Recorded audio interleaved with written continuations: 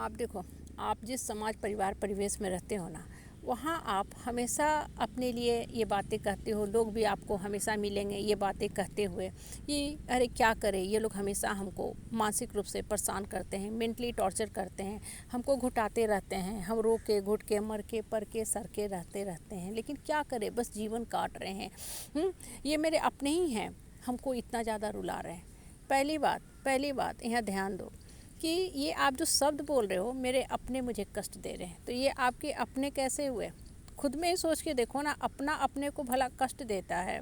अपना तो वो होता है जो सामने वाली की पीड़ा देख के दौड़ पड़ता है, उसके कष्ट को हरने के लिए, कष्ट को कम करने के लिए, उसको उठाने के लिए। अपना वो होता है जो विपरीत परिस्थिति में आपको गले लगाता है, आपके शरीर का कहीं चोट लगा हुआ है जख्म को साफ करता है, धूल मिट्टी को साफ करता है, पीठ थपथपाता है कि आगे बढ़ो, यही जीवन है, जीवन बढ़ने का नाम है। अपना वो होता है। अपना वो नहीं होता है जो विपरीत परिस्थिति में आपको अकेला छोड़ के चला जाए, हाँ, कह दे कि कोई बात नहीं, तुम्हारे कर्म का दोष है, तुम भुगतो, और जब आप उठ गए, अच्छी मुकाम पे पहुंच गए, तो फिर आ जाता है गले लगाने कि इस रिश्तेदार से हमको फ़ायदा है, कुछ ना कुछ बेनिफिट मिलेगा ही मिलेगा, चलो इसके गले लगा लो, इसके साथ फ़ोटो खिंचवा लो और इसका नाम बेच के, नाम का इस्तेमाल करके मार्केट में कुछ पैसा कमा लो। देखो, जो इंसान अपना होगा ना, वो इस तरह का मानसिकता पे कभी नहीं चलेगा। अपना वो होता है जो हर परिस्थिति में आपके साथ खड़ा रहता है। और गीता में भी स्पष्ट रूप से ये कहा गया है कि धरती पे जो आपका सबसे बड़ा शत्रु होता है ना, वही सबसे नज़दीकी रिश्तेदार बन के आता है। इसलिए पहले अपने मन को खोलो, मन को टटोलो और ये देखो कि जिस रिश्ते के बंधन से आप बंधे हुए हो ना, इसमें वास्तव रूप में जो है कौन आपका अपना है। होता क्या है कि हम एक भ्रम में जीवन जीते रहते हैं, मान के चलते हैं सब मेरे अपने हैं, पूरा मेरा विश्व ही परिवार है। लेकिन जब मुसीबत आती है ना, उस समय आपकी आँख खुलती है, बुद्धि खुलती है कि अभी तक हम कितना बड़ा भ्रम में जी रहे थे। हम सांप को पकड़ के रखे हुए थे, इन सांप को हम रस्सी समझ के पकड़े हुए थे, ये तो मेरे अपने हैं ही नहीं। दुख मुसीबत में सबसे पहले यही मुझे छोड़ के चले गए। और सबसे बड़ी बात, हमको हमेशा ही मनसा मानसिक रूप से मेरा शोषण करते हैं, शारीरिक शोषण करते हैं, मेरा दोहन दमन करते हैं, मेरी मानसिक स्थिति को ख़राब कर रहे हैं। वो कदाचित आपके अपने नहीं हैं। अर्जुन को, द्रौपदी को, श्री राम को, श्री कृष्ण को, सीता माँ को, इन सब को अपनों से ही कष्ट मिला। इसीलिए भगवान ने ना गीता क्यों रचित किया?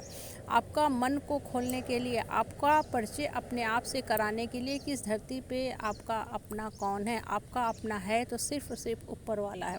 देखो, गीता जो है ना, महाभारत काल में, द्वापर युग में नहीं रचित हुई थी। पहली बार गीता जो है सन गॉड ने, सूर्य देवता ने मन्नु को बताया था। मन्नु के बारे में सब लोग जानते हैं, आदि पुरुष।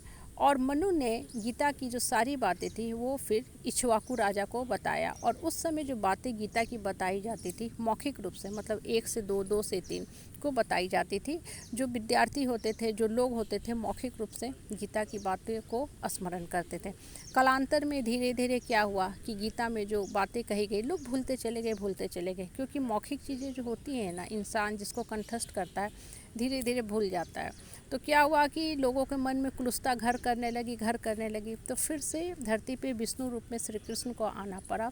और जो कुरुक्षेत्र का जब युद्ध चल रहा था, शुरू होने वाला था, तो श्री कृष्ण ने गीता की जो बातें थी वो फिर से अर्जुन को बताना शुरू किया, जिसे महाभारत में लिखा गया। और भगवान का जो गीत था वो गीता बन के हमारे सामने एक पुस्तक के रूप में आया, जिसे आज भी हम पढ़ते हैं और शिक्षा लेते हैं। गीता में स्पष्ट रूप से बताया गया, नष्टो मोहा नष्टो मोहा नष्टो मोहा। श्री कृष्ण ने अपने मामा कंस का खात्मा किया। कंस ने ही श्री कृष्ण को मारने की कोशिश की। अर्जुन को सबसे ज़्यादा कष्ट उसके अपने परिवार वालों ने ही दिया। इसलिए भगवान बोलते हैं ना कि धरती पे सही कर्म करो, आगे बढ़ो, सिर्फ भगवान पे विश्वास करके। आपका अपना है तो सिर्फ और सिर्फ ऊपर वाला है। जब तक आप ये झूठे रिश्ते के डोर से बंधे रहोगे ना, हमेशा ही हमेशा अपने आप को कुंठित करते रहोगे, रोते रहोगे, और आपका जीवन सिर्फ यही जीवन नहीं, अगला हर जन्म जन्म जन्म खराब होता जाएगा। डेस्टिनी ऑफ पेन हर जन्म में लिखाता जाएगा, क्योंकि कभी भी आपका फोकस इनवर्ड नहीं था। आपने अपने आत्मबल को मजबूत करना नहीं सीखा था। और जब तक आपका आत्मबल मजबूत नहीं होगा, मन जो है ऊपर वाला से सही मामले में नहीं जुटेगी, दुख का कभी भी अंत नहीं हो पाएगा। और हर जन्म में ये रिश्तेदार आके आपको दुख देते जाएंगे। इसलिए मन को स्ट्रांग करो, मन को ऊपर वाला से जोड़ के हैप्पी डेस्टिनी लिखो।